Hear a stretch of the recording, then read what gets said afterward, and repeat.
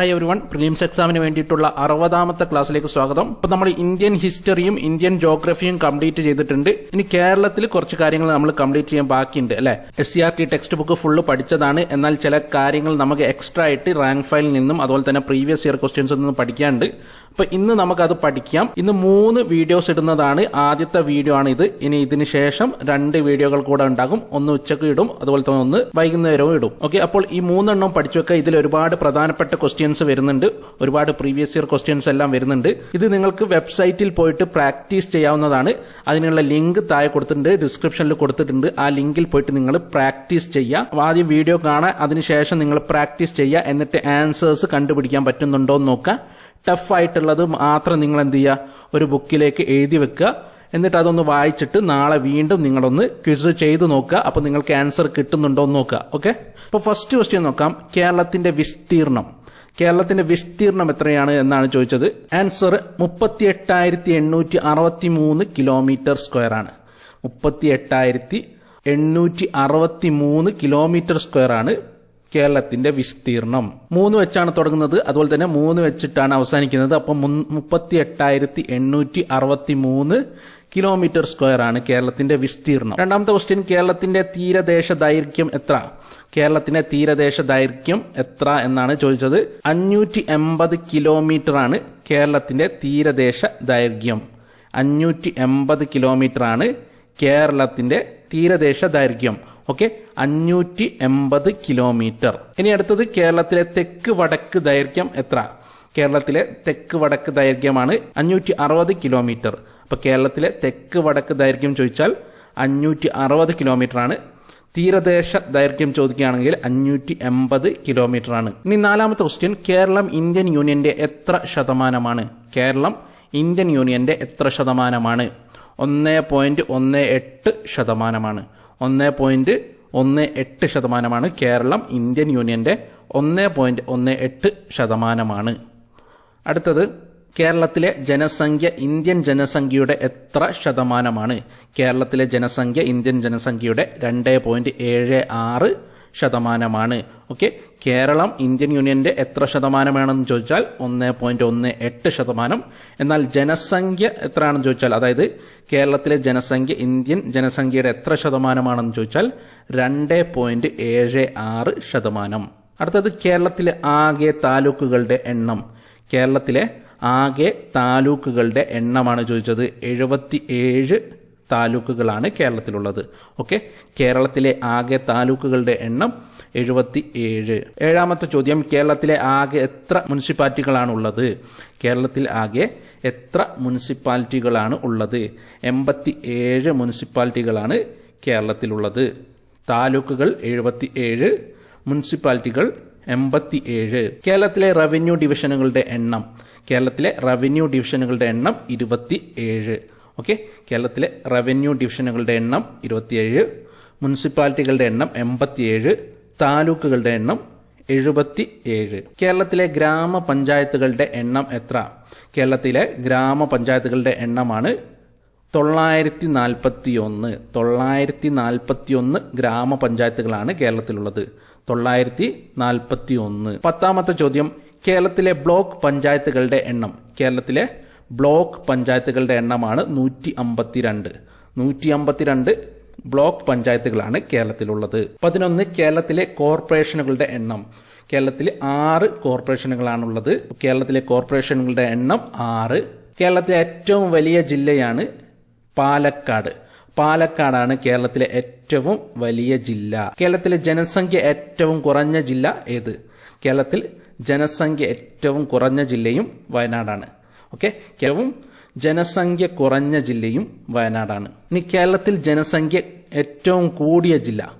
കേരളത്തിൽ ജനസംഖ്യ ഏറ്റവും കൂടിയ ജില്ല മലപ്പുറം. കേരളത്തിലെ ഏറ്റവും ജനസംഖ്യ കൂടിയ ജില്ല മലപ്പുറം. കേരളത്തിലെ ഏറ്റവും വലിയ ജില്ല ചോദിച്ചാൽ പാലക്കാട്. എന്നാൽ കേരളത്തിൽ ജനസംഖ്യ ഏറ്റവും കൂടിയ ജില്ല മലപ്പുറമാണ്. കേരളത്തിൽ കടൽ തീരമില്ലാത്ത ജില്ലകളുടെ എണ്ണം. കേരളത്തിൽ കടൽ തീരമില്ലാത്ത ജില്ലകളുടെ എണ്ണം 5. 14 ജില്ലകളിൽ 5 എണ്ണത്തിലാണ് കടൽ തീരമില്ലാത്തത്. അത് ഏതൊക്കെയാണ്? പാലക്കാട്, പത്തനംതിട്ട, കോട്ടയം, ഇടുക്കി, വയനാട്. ഓക്കെ, പാലക്കാട്, പത്തനംതിട്ട, കോട്ടയം, ഇടുക്കി, വയനാട് എന്നീ 5 ജില്ലകളിലാണ് കടൽ തീരമില്ലാത്ത ജില്ലകൾ. ഇനി 17ാമത്തെ ചോദ്യമാണ് കേരളത്തിൽ റെയിൽപാതയില്ലാത്ത ജില്ലകളുടെ എണ്ണം. കേരളത്തിൽ റെയിൽപാതയില്ലാത്ത ജില്ലകളുടെ എണ്ണം 2 ജില്ലകളാണുള്ളത്. റെയിൽപാതയില്ലാത്തത് വയനാടും ഇടുക്കിയും. ഇടുക്കി, വയനാട് എന്നീ ജില്ലകളിലാണ് റെയിൽപാതയില്ലാത്തത്. അപ്പൊ 2 ജില്ലകളാണ് ആൻസർ വരുന്നത്. കേരളത്തിലെ ആദ്യ ബാലസൗഹാർദ്ദ പഞ്ചായത്ത്. കേരളത്തിലെ ആദ്യ ബാലസൗഹാർദ്ദ പഞ്ചായത്താണ് നെടുമ്പാശ്ശേരി. കേരളത്തിലെ ആദ്യ ബാലസൗഹാർദ്ദ പഞ്ചായത്ത് നെടുമ്പാശ്ശേരിയാണ്. കേരളത്തിലെ ആദ്യ ശിശു സൗഹാർദ്ദ പഞ്ചായത്തോ? കേരളത്തിലെ ആദ്യ ശിശു സൗഹാർദ്ദ പഞ്ചായത്താണ് വെങ്ങാനൂർ. ഓക്കെ, ബാലസൗഹാർദ്ദ പഞ്ചായത്താണ് ചോദിച്ചെങ്കിൽ നെടുമ്പാശ്ശേരിയാണ്. ശിശു സൗഹാർദ്ദ പഞ്ചായത്താണ് ചോദിച്ചെങ്കിൽ വെങ്ങാനൂരാണ്. കേരളത്തിലെ ഏറ്റവും വലിയ പക്ഷി സങ്കേതമാണ് ഏതാണ്? തട്ടേക്കാട്. തട്ടേക്കാടാണ് കേരളത്തിലെ ഏറ്റവും വലിയ പക്ഷി സങ്കേതം. ഏറ്റവും ചെറുത് ചോദിക്കുകയാണെങ്കിൽ മംഗളവനമാണ്. ഓക്കെ, ഏറ്റവും ചെറുത് മംഗളവനം, ഏറ്റവും വലുത് തട്ടേക്കാട്. ഇനി കേരളത്തിലെ ഏറ്റവും കൂടുതൽ കളിമണ്ണ് നിക്ഷേപമുള്ള പ്രദേശമാണ് കുണ്ടറ. കുണ്ടറയിലാണ് കേരളത്തിലെ ഏറ്റവും കൂടുതൽ കളിമണ്ണ് നിക്ഷേപമുള്ള പ്രദേശം. കുണ്ടറയിലാണ് കേരളത്തിലെ ഏറ്റവും കൂടുതൽ കളിമണ്ണ് നിക്ഷേപമുള്ള പ്രദേശം. 22ാമത് ചോദ്യം, കേരളത്തിൽ ഏറ്റവും കൂടുതൽ കറുത്ത മണ്ണ് കാണപ്പെടുന്ന പ്രദേശമാണ് ചിറ്റൂർ. ചിറ്റൂരിലാണ് കേരളത്തിൽ കറുത്ത മണ്ണ് ഏറ്റവും കൂടുതൽ കാണപ്പെടുന്നത്. അപ്പോൾ കറുത്ത മണ്ണാണെങ്കിൽ ചിറ്റൂറാണ്. ചെമ്മണ്ണാണ് ചോദിച്ചെങ്കിൽ കുണ്ടറയാണ് ആൻസർ വരുന്നത്. 23ാമത്തെ ക്വസ്റ്റ്യൻ, കേരളത്തിൽ ഏറ്റവും കൂടുതൽ ചുണ്ണാമ്പ് കല്ല് കാണപ്പെടുന്ന പ്രദേശം. കേരളത്തിൽ ഏറ്റവും കൂടുതൽ ചുണ്ണാമ്പ് കല്ല് കാണപ്പെടുന്നത് വാളയാറിലാണ്. കേരളത്തിൽ ഏറ്റവും കൂടുതൽ ചുണ്ണാമ്പ് കല്ല് കാണപ്പെടുന്നത് വാളയാറിലാണ്. കേരളത്തിന്റെ ഔദ്യോഗിക പക്ഷി ഏത്? മലമുഴക്കി വേഴാമ്പലാണ് കേരളത്തിന്റെ ഔദ്യോഗിക പക്ഷി. കേരളത്തിന്റെ ഔദ്യോഗിക ഫലമാണ് ചക്ക.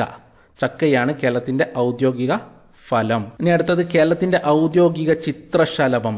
കേരളത്തിന്റെ ഔദ്യോഗിക ചിത്രശലഭമാണ് ബുദ്ധമയൂരി.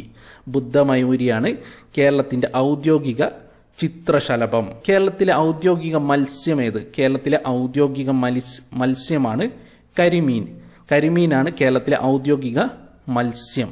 28ാമത്തെ ചോദ്യം, കേരളത്തിലെ ഏറ്റവും വലിയ ജലസേചന പദ്ധതി. കേരളത്തിലെ ഏറ്റവും വലിയ ജലസേചന പദ്ധതിയാണ് കല്ലട. കല്ലടയാണ് കേരളത്തിലെ ഏറ്റവും വലിയ ജലസേചന പദ്ധതി. കേരളത്തിലെ ഏറ്റവും വലിയ ജലവൈദ്യുത പദ്ധതിയാണ് ഇടുക്കി. കേരളത്തിലെ ഏറ്റവും വലിയ ജലസേചന പദ്ധതി കല്ലട. കേരളത്തിലെ ഏറ്റവും വലിയ ജലവൈദ്യുത പദ്ധതി ഇടുക്കി. 30ാമത്തെ ചോദ്യം, കേരളത്തിലെ ഏറ്റവും വലിയ അണക്കെട്ട്. കേരളത്തിലെ ഏറ്റവും വലിയ അണക്കെട്ടാണ് മലമ്പുഴ അണക്കെട്ട്. ഓക്കെ, കേരളത്തിലെ ഏറ്റവും വലിയ അണക്കെട്ട് മലമ്പുഴ. മലമ്പുഴ സ്ഥിതി ചെയ്യുന്നത് പാലക്കാട് ജില്ലയിലാണ്. കേരള നിയമസഭയിലെ പട്ടികജാതി സംവരണ മണ്ഡലങ്ങളുടെ എണ്ണം. കേരള നിയമസഭയിലെ പട്ടികജാതി സംവരണ മണ്ഡലങ്ങളുടെ എണ്ണമാണ് 14. 14 പട്ടികജാതി സംവരണ മണ്ഡലങ്ങളാണ് കേരള നിയമസഭയിലുള്ളത്. അപ്പം കേരള നിയമസഭയിലെ പട്ടികജാതി സംവരണ മണ്ഡലങ്ങളുടെ എണ്ണം 14. ഇനി 32ാമത്തെ ചോദ്യമാണ്, കേരള നിയമസഭയിലെ പട്ടികവർഗ സംവരണ മണ്ഡലങ്ങളുടെ എണ്ണം.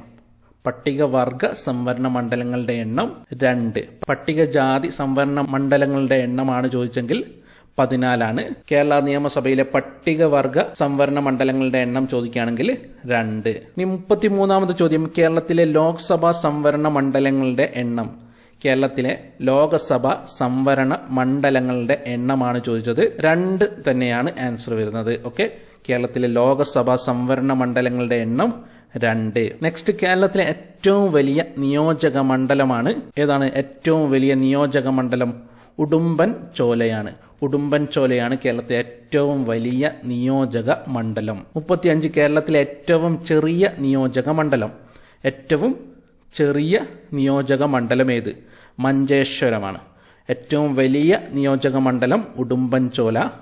കേരളത്തിലെ ഏറ്റവും ചെറിയ നിയോജക മണ്ഡലം മഞ്ചേശ്വരം. അടുത്തത്, താഴെ കൊടുത്തവയിൽ 3 എല്ലുകളുടെ നാട് എന്നറിയപ്പെടുന്നത് ഏത്? 3 എല്ലുകളുടെ നാട് ഏതാണ്?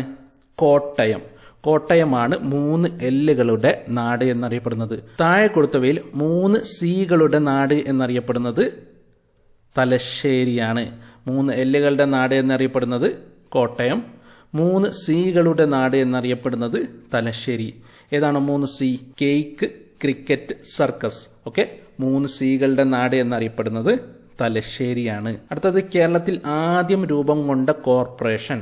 കേരളത്തിൽ ആദ്യം രൂപം കൊണ്ട കോർപ്പറേഷനാണ് തിരുവനന്തപുരം.